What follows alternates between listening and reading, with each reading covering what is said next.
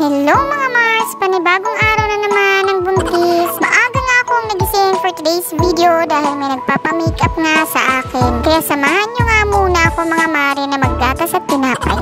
Kita nyo nga sa video na yan, medyo nakafeel ako ng contractions pero carry lang naman. Ang akala ko nga ay mag-uumpisa na akong mag-labor dyan pero hindi pa naman. Sabi ko nga kay ate nung una siyang nagtanong kung pwede pa nga akong makapag-makeup noong June 14. Ay di nga ako sure dahil kabuwanan ko na po. Baka anytime ay maganak na ako. At ayun na nga, lumipas na nga ang June 14 ay hindi pa nga ako nanganganak. At bago nga ngayong araw na ito, ay nagtanong nga ulit si ate sa akin before itong June 18 kung makakapag-makeup pa ba ako. At ayun na nga, napa-oo naman ako kasi carry lang naman, hindi pa naman ako nanganganak this time. Tsaka sayang din talaga yung kita. Tapos isa lang naman yung may make-upan ko kaya okay lang. Ang due ko talaga sa ultrasound ay nasa June 22 at that time nga ay nakaka-feel lang ako ng pananakit ng likod at minsan ninigas yung tiyan ko. Yun pa lang naman. At ayun na nga mga Mari, dumating na ang ating client. Char! Pagkarating nga niya ay nag-umpisa na kami mag-harvest ng kanyang kilay. At syempre, burnage ko yung sis na buhok ng kilay niya para naman hindi dumikit sa face pag maglagay ako ng foundation. At una nga muna dyan ay ang moisturizer at next naman ay ang foundation.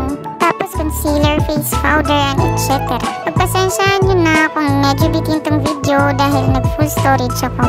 Hindi kasi talaga to yung ginagamit kong phone na pang vlog kasi maliit yung storage niya. Nasira pa lang kasi yung isa kong phone. Sayang madami pa naman akong video na i-edit doon. At dito nga guys, sa kalagitnaan ng pag-makeup ko ay medyo nakaramdam ako ng heartburn dyan.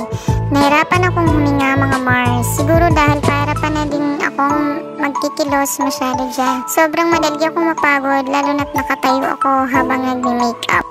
Wala lang mga Mars, share ko lang sa inyo yung naging experience ko habang buntis ako tapos nagraraket ako ng ganito. Mahirap talaga siya guys. Lalo na at kabuwanan ko na. At ito na nga pala guys, ang aking before and after result. Kung nagustuhan mo ang video na to, please like and share and follow. Kung naabutan mo ang dulo ng video na ito, thank you so much for watching. See you on my next video.